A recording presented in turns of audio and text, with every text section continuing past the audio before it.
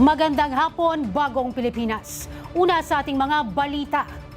Kaugnay sa pagbasura ng Korte Suprema sa motion for reconsideration na inihain ng Kamara laban kay Vice President Sara Duterte. Samut-saring mga pahayag ang inilabas ng mga mambabatas kaugnay dito. Anila, patuloy nilang nirerespeto ang naging pinal na hatol ng Korte Suprema hinggil sa impeachment complaint laban sa Vice Presidente. Pero nakahanda pa rin ang ilan sa kanilang maghain mula ng impeachment complaint laban sa pangalawang Pangulo. Si Julian Bunag, una sa Balita Live. Julian? Mga kasama, isa nga si House Speaker Bogie D sa mga agad na nagpalabas na o nagbigay ng pahayag sa naging desisyon ng Korte Suprema na ibasura ang impeachment complaint o motion for reconsideration ng impeachment complaint laban kay Vice President Sara Duterte.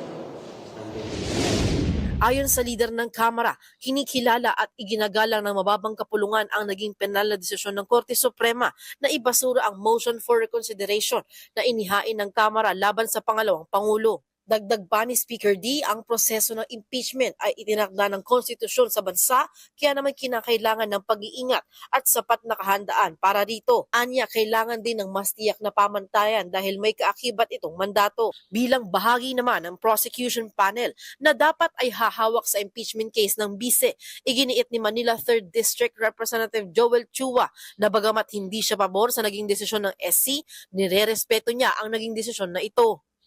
Ayon naman kay House Public Accounts Chairperson Terry Ridon, nirerespeto rin niya ang naging desisyon na ito. Anya, handa ang Kamara na tumanggap at aksyonan ang anumang bagong impeachment complaint na ihahain laban kay VP Sara sa February 6 kung kailan nakatakdang matapos ang one-year bar rule laban sa bise. Isa rin ang Makabayan Bloc sa mga agad na naglabas ng pahayag ukol sa pagbasura ng Korte Suprema sa MR na inihain ng Kamara. Anila, handa sila na muling magsampa muli ng impeachment complaint laban sa bise. Karapatan anila ng bawat mamamayang Pilipino na magkaroon ng kasagutan ukol sa maanumalyang paggastos ng pondo ng bayan.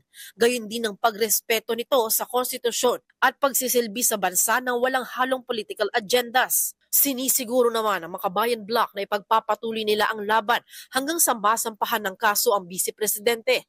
Sa panig naman ng Senado, naglabas din ng pahayag si Senate President Vicente Soto III kaugnay sa naging desisyon ng Korte Suprema. Ayon sa senador, aabutin pa niya ng ilang dekadang retirement ang mahistrado para maitama ang maling interpretasyong ito. At dahil anya sa panghihimasok ng Korte Suprema sa kapangyarihan ng lehislatibo, ayon sa senador, naging impossible dream na ang impeachment sa bansa. Nadyo, samantala kaugnay pa rin sa usapin ng impeachment complaint sa susunod na linggo. Pagpasok ng Pebrero ay sisimulan ng talakayin ng House Committee on Justice ang pagtalakay naman sa impeachment complaint laban naman kay Pangulong Ferdinand Marcos Jr. Mula rito sa Kamara, balik muna sa iyo.